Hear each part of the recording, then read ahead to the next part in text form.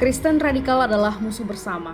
Di tengah derasnya arus ekstremisme yang kerap dilabelkan pada kelompok tertentu, kita lupa bahwa radikalisme tidak pernah mengenal satu wajah. Ia tidak berbaju tunggal, tidak datang dari satu agama atau satu ideologi, melainkan muncul dari setiap ruang di mana rasa takut, luka lama dan ambisi kekuasaan bercampur tanpa kendali moral. Kristen radikal, meski tidak semasif atau seberisik rekan ideologisnya dari spektrum lain, tetaplah sebuah ancaman serius bagi perdamaian dan keberagaman di Indonesia. Di masa lalu kita pernah melihat bagaimana dogma bisa dimanipulasi menjadi dalih untuk perang salib, penjajahan, atau penindasan terhadap yang berbeda. Tapi dalam konteks kekinian Indonesia, bentuk radikalisme Kristen tidak selalu bersenjata. Ia bisa hadir dalam bentuk eksklusivisme teologis, pengafiran terhadap denominasi lain, glorifikasi identitas keagamaan sambil menistakan budaya lokal, hingga keterlibatan diam-diam dalam narasi balas dendam atau luka kolektif yang belum sembuh sepenuhnya. Kristen radikal bagaimanapun adalah kelompok yang berbahaya karena ia memakai bahasa kasih untuk menyemai kecurigaan dan memakai liturgi untuk membangun tembok, bukan jembatan.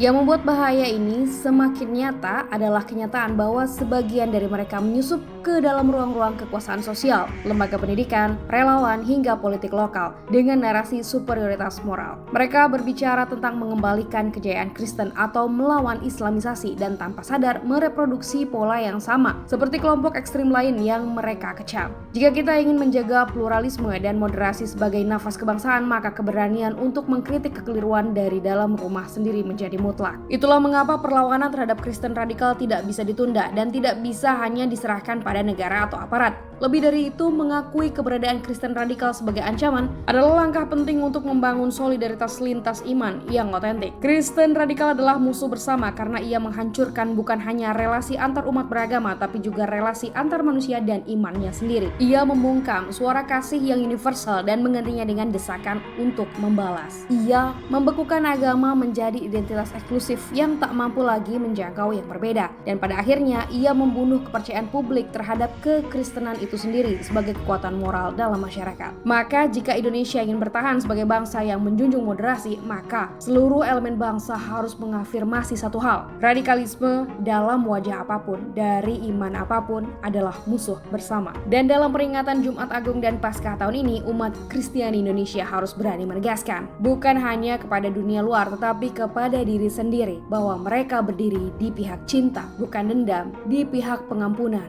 bukan pembalasan, di pihak Tuhan, bukan atas nama Tuhan.